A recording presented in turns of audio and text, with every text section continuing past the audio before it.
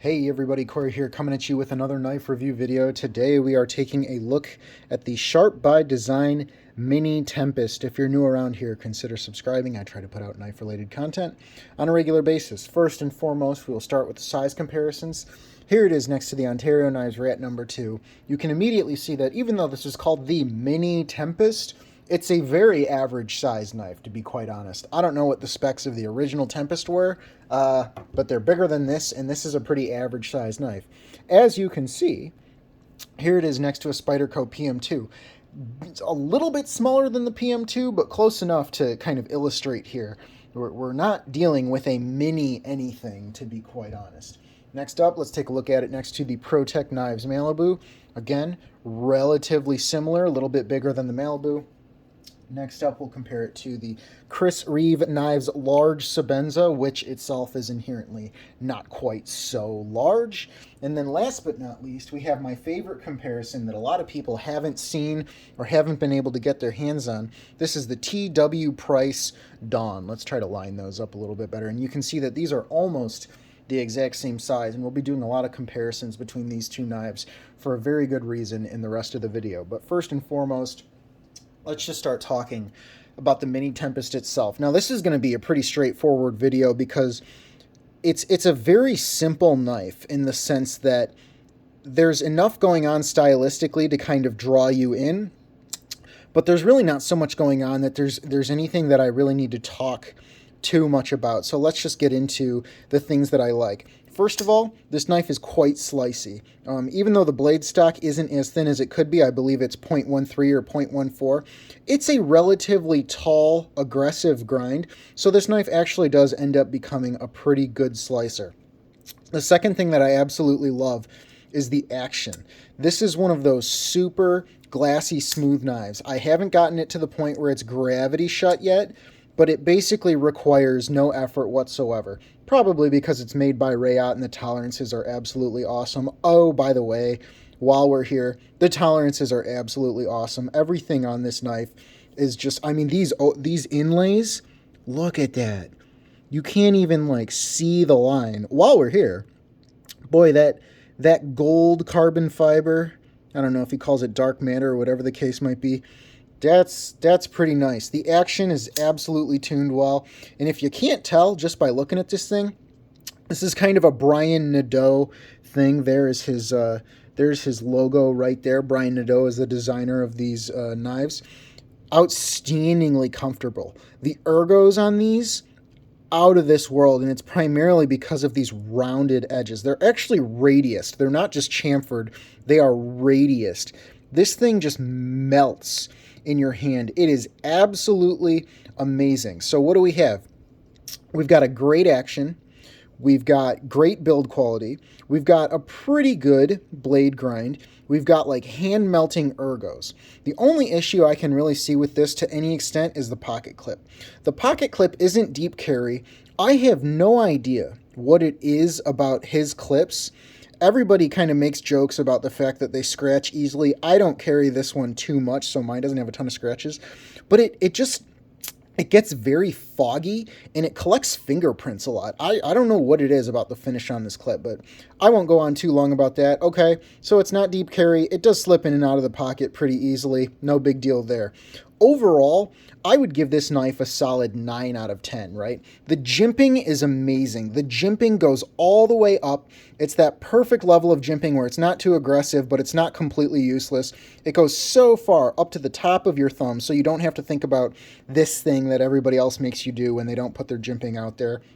It's got the fuller pretty much exclusively so that you can reverse flick it. You don't have to deal with, if you're not into front flippers, which I know a lot of people aren't, the reverse flick is actually really easy, really accessible on this thing. So we're looking at good deployment methods. We're looking at a smooth action. We're looking at good build quality, great ergonomics, and a couple minor nitpicks in terms of, pocket clip could be deep carry, blah, blah, blah, whatever. Okay, now let's get to my comparison to the TW Price Dawn, because I think a lot of people, if you're kind of into the higher end stuff, you've probably seen both of these and you've thought about both of them at some point in time.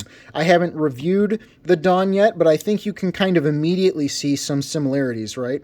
We've got a relatively average sized front flipping knife with enough unique stuff going on to kind of talk about it. Now, you won't find this one anywhere. This is modded, but don't worry about the mods. They don't affect the functionality of the knife or this comparison. We've got two front flippers. They both have these cutouts so that you can do the reverse flick. They both have pocket clips that are not deep carry, and they've both got very interesting things going on, and they're both about the same size. So if you were thinking about both of these knives, or you want to see a comparison about what we're looking at here, this is what we're going to jump into. Overall, not looking to do a full review on the Dawn here. The Dawn is a little bit thinner, it's a little bit lighter, it's easier to carry, and the grind is more aggressive. You can see right there where the plunge begins, he trims this all the way down to 0.09 inches, okay? The Dawn is a slicer like nobody's business. That being said, because the Dawn is a little bit thinner, I find that when I grab the Dawn, I end up running into that issue where my fingers kind of collide with the palm of my hand, because it's a thinner knife, and you end up kind of suffocating the knife a little bit. That being said, that's the trade-off that you make for the carryability. It's thinner, it's lighter, you're not going to notice it as much in your pocket. So that's what you're getting here. Whereas with the Sharp by Design, yes, it's more robust.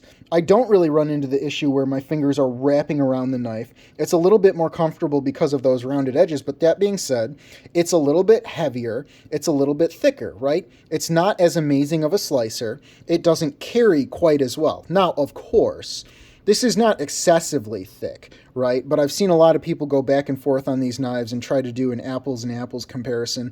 We're still dealing with two different knives, but really what we're dealing with here is the Sharp by Design is thicker, doesn't carry as well, but is a little bit more robust and a little bit more comfortable overall. The TW Price is thinner, carries better, slices better, but it's just a little bit more, I don't want to say awkward, but the ergonomics aren't quite there with the rounded edges.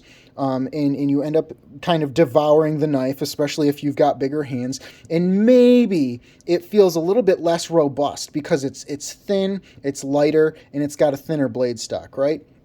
That being said, these are both absolutely fantastic knives. Overall, looking at the Sharp by Design, I can absolutely recommend this knife to you if you've been interested in it. Unfortunately, it's so pretty for me that it's really just been a looker in my collection. I just don't want to hurt my little baby here.